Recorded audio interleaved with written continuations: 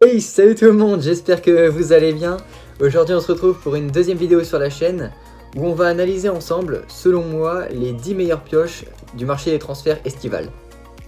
Alors avant toute chose, n'oubliez pas que c'est un top 10 des meilleures pioches, c'est-à-dire que ce n'est pas forcément les joueurs les plus chers que j'ai sélectionnés, mais selon moi, les joueurs ayant été vendus au meilleur prix et dont la valeur marchande est certainement supérieure selon moi au prix dont ils ont été achetés. On démarre tout de suite avec le numéro 10. Le numéro 10 qui nous vient de l'Olympique Lyonnais. L'Olympique Lyonnais qui a été transféré à Tottenham. C'est un milieu défensif, voire un milieu central. C'est Tanguy Ndombele. Donc Tanguy Ndombele en numéro 10 que j'ai sélectionné, 22 ans. Né le 28 décembre 1996. Donc c'est un joueur français qui va évoluer sous les couleurs des Tottenham Hotspurs cette année. Et donc il a été vendu pour 60 millions d'euros à Tottenham par Lyon, qui a fait une très belle plus-value puisqu'il avait été acheté, il me semble, aux alentours de 20 à 25 millions par l'Olympique Lyonnais à Amiens. Et donc selon moi, Tanguy Ndombele va faire un grand bien à Tottenham cette année. Et il devrait être vraisemblablement titulaire cette saison avec Moussa Sissoko, Harry Winks et également aux côtés de Christian Eriksen.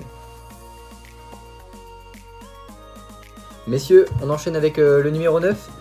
Donc le numéro 9, la 9e position nous vient d'Italie. C'est un joueur qui a 19 ans, qui est né le 28 février 2000, qui évoluait jusqu'alors à la Juventus Turin et qui a été transféré cet été vers le club d'Everton en Angleterre pour la somme de 27,5 millions d'euros. J'ai nommé Moise Kean.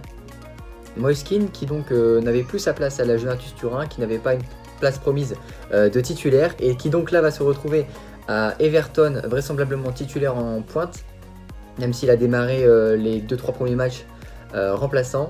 Mais je trouve que c'est une excellente pioche pour Everton qui va pouvoir compléter sa ligne d'attaque avec Bernard et Richarlison et également Gylfi Sigurdsson. À la 8e position de ce classement, on retrouve un joueur bien connu des terrains français, un champion du monde. Il s'agit, comme vous l'avez sans doute deviné, de Nabil Fekir. Nabil Fekir, né le 18 juillet 1993, qui a donc 26 ans, qui évoluait jusqu'alors à l'Olympique Lyonnais en milieu offensif, a été transféré cet été au Real Betis.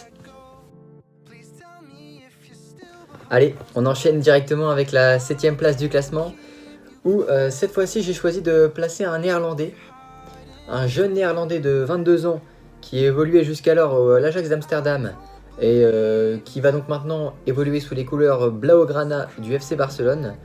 J'ai nommé Frenkie de Jong, qui est parti donc de l'Ajax d'Amsterdam depuis le 1er juillet 2019 vers le FC Barcelone pour la somme de 75 millions d'euros. On enchaîne avec la 6e position du classement. Alors là, c'est un joueur qui m'est extrêmement cher. C'est un joueur qui a évolué sous les couleurs du Lille Olympique Sporting Club, mais également sous les couleurs du football club du FC Chelsea. Je parle évidemment d'Eden Hazard. Eden Hazard qui a été transféré cet été vers le Real Madrid depuis Chelsea pour la somme de 100 millions d'euros. Donc c'est un joueur qui a tout de même 28 ans, hein. Un joueur relativement avancé dans sa carrière sportive, dans sa carrière de footballeur, mais c'est un joueur qui pour moi, avec notamment le business de nos jours au sein des transferts, qui vaut plus que 100 millions d'euros, et donc ça reste selon moi un énorme coup réalisé par le Real Madrid.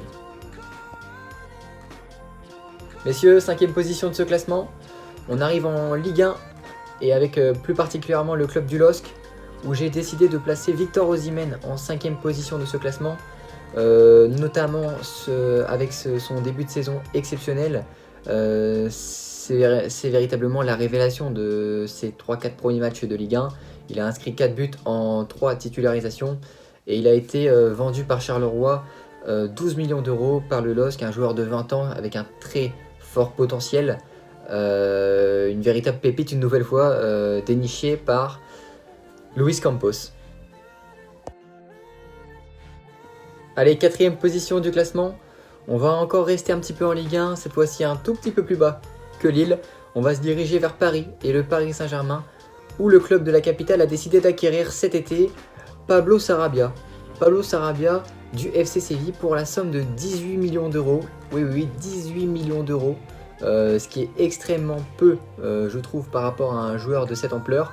Alors certes, il a 27 ans, mais quand on voit la saison qu'il a produit l'an dernier, avec 13 buts et 13 passes décisives en Liga, je trouve que c'est vraiment une super pioche pour le Paris Saint-Germain, et c'est pour cela que je le classe en 4e position de mon top 10.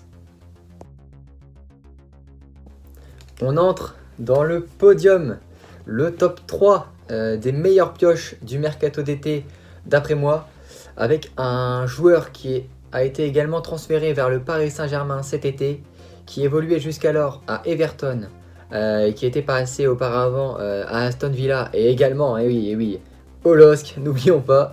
Il s'agit d'Idrissa Gana Gueye, joueur de 29 ans, d'1m74, un milieu défensif extrêmement fort, qui a fait une CAN, une Coupe d'Afrique des Nations juste magnifique, juste exceptionnelle avec le Sénégal, malgré la défaite en finale face à l'Algérie, qui a donc été transféré d'Everton vers le Paris Saint-Germain pour la somme de 30 millions d'euros. Et donc c'est un joueur qui va faire extrêmement de bien au milieu de terrain parisien, notamment après la perte, même s'il ne jouait plus, la perte d'Adrien Rabiot. Et donc Gueye qui va être associé, je pense, à Marco Verratti en Ligue des Champions. Messieurs, médaille d'argent de ce classement. Eh bien, j'ai nommé Julian Brandt, l'Allemand, mon coup de cœur, de l'année dernière avec le Bayer Leverkusen, qui a été transféré cet été vers le Borussia Dortmund pour la somme dérisoire de 25 millions d'euros. Pour un joueur comme Julian, je trouve que c'est extrêmement peu. Une nouvelle fois, je l'estimerai, Julian Brandt, aux alentours de 40 voire 45 millions d'euros. Donc 25 millions d'euros vers le Borussia Dortmund, je trouve que c'est encore une fois un énorme coup réalisé par le Borussia Dortmund, quand on sait qu'ils ont une ligne d'attaque avec Jadon Sancho ou encore Marco Reus et Paco Alcacer. Donc énorme coup réalisé par le Borussia Dortmund. Allez, on y est.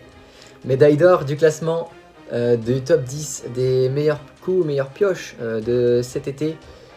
J'ai décidé d'y placer la pépite portugaise qui évoluait jusqu'alors au Benfica Lisbonne, le jeune João Félix de 19 ans, qui est donc qui était attaquant au Benfica Lisbonne et qui a été transféré depuis cet été vers l'Atlético Madrid, qui a décidé de payer sa clause à 126 millions d'euros.